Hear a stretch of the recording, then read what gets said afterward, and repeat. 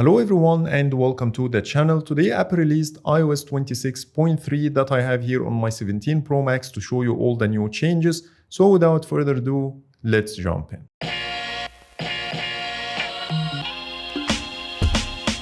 Let's start by talking about the new changes in the lock screen. When you try to add a new wallpaper by tapping on the plus button and then start scrolling down, you'll notice here that the astronomy and weather are now two different categories. Not only this, but the weather category now has 3 different options to choose from, while previously it was only one option. But when it comes to the astronomy, they are exactly the same. Moving to the widgets, there are some reordering under a couple of apps. The first one is health, and here you will see that the state of mind is now the 3rd option instead of coming first. And under journal, the streaks option is now at the very end. So that's it with the lock screen. Now let's talk about the new changes in Apple apps, starting with reminders. When you try to create a new one and then scroll all the way down and then tap on details, you will no longer see the same urgent button, but you can only activate this feature using the toggle in the front page. In Apple Maps, you will see some visual tweaks in the navigation screen. So let me start the navigation to Dubai Mall as an example. When you hit go, the Share ATA button that appears at the bottom briefly is now smaller in iOS 26.3.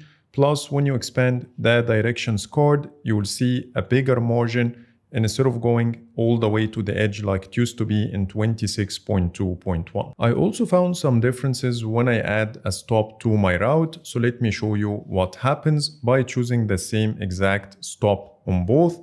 The first change you'll notice here is this new line for the stop directions separate from the main floating card, which didn't exist before. Plus the view in 26.3 is more of a top-down view, while in 26.2.1 it's slightly angled. Moving to the share sheet after installing iOS 26.3, now I can see the suggested contacts along with the nearby AirDrop devices, which was broken in the previous versions of iOS 26. And when you take a look here at my settings, you will see that the suggestions is activated when sharing, but it only works with 26.3. You will also see some differences in the share sheet in other apps. One of these apps is Safari. So when I tap on share, you will see here that in 26.3, the More button is now called View More. And instead of using the ellipsis icon, it's now using a drop-down arrow. Plus, when I tap on View More, the button remains visible, so I can view more or view less, while previously the button disappears. And if you want to view less, you need to swipe down. Not only this, but when you take a look here at the available options, you will see some differences. Instead of having Add to Bookmarks only in this spot, you can see it in the list as well. Plus a brand new option here called Add to My Tabs Favorites. And when you take a look here at the edit actions, you will see that I have both set exactly the same way. But it seems like with 26.3, Safari shows more options at a glance. The next one we have is the Passwords app. When you tap on the ellipses at the top right corner, you will notice here that in 26.3 we got this new option called Generated Passwords that will only show you the generated passwords if you have any, which didn't exist before. Before jumping to the next chapter, if you like my wallpapers, they are available for download through my Patreons page. Plus, some of them work really well with the depth effect, which will make your lock screen look stunning with a variety in the styles and options available. So if you want to give it a try, you will find the download link in the description. And now let's get back to iOS 26.3. So these are all the new changes I spotted in apps. Now let's talk about the new changes under settings. The first change is under general. When you scroll all the way down to the transfer or reset iPhone, you will see a new option here called the transfer to Android. This is a new collaboration between Apple and Google to make transfer to Android more seamless.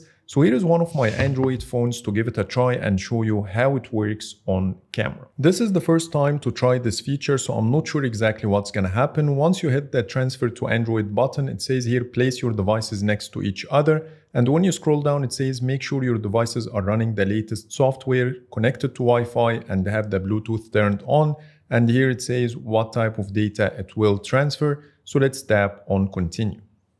After the Face ID authentication, it's asking me to scan the QR code on the Android device plus other options, which requires the session ID and pairing code. but none of these information showing on my Android phone.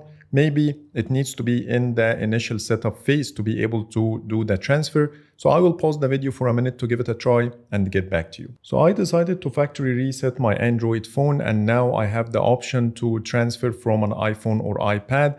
And here is the QR code. So let me scan it using my iPhone 17 Pro Max, and I can continue on the Android phone. The first thing it did ask me to set on my Android phone is the PIN code. So I'm gonna choose any random PIN code and then hit next. Then I'm gonna type the PIN code one more time and continue.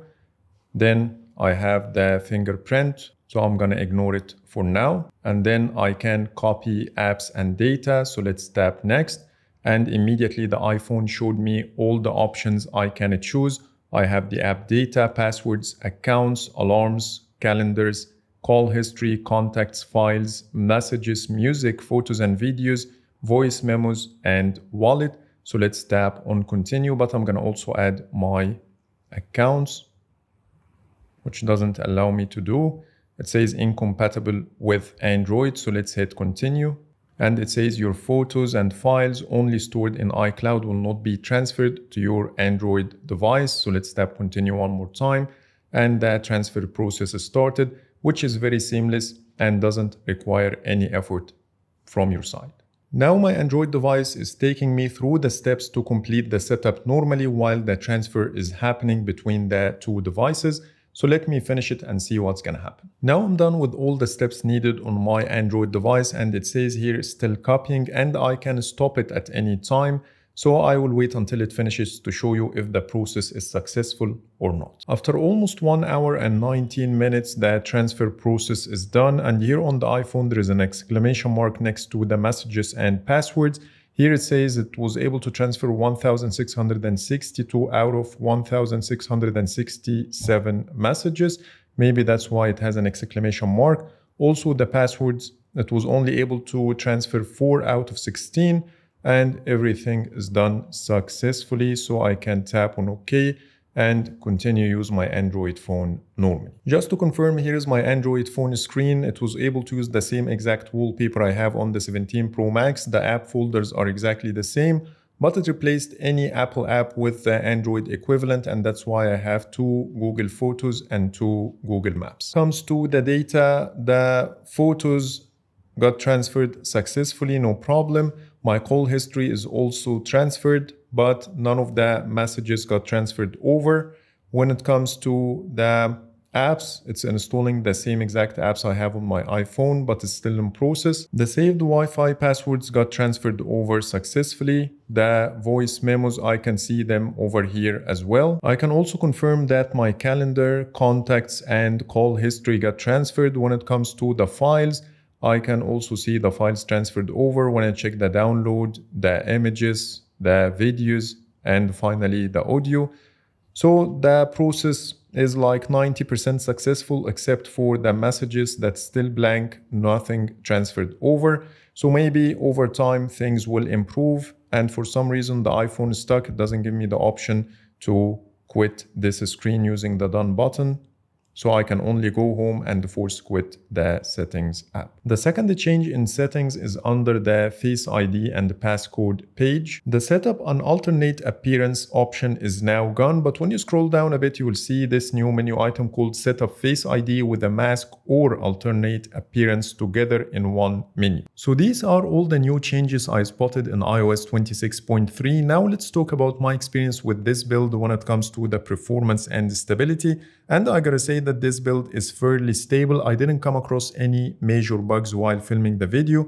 The only thing I spotted is the broken animation of the clock when you expand the album art. For some reason, the animation comes from the side. When you compare this to iOS 26.2.1, you will see here that the animation works as expected, but in 26.3, it's not as refined. And when it comes to performance, the phone is very snappy with no thermal issues. And let me also show you the Geekbench scores.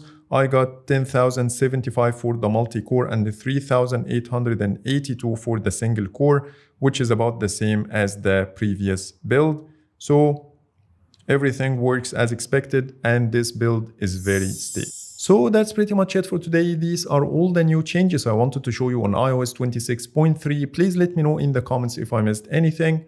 But for now, thanks so much for watching and see you in the next video.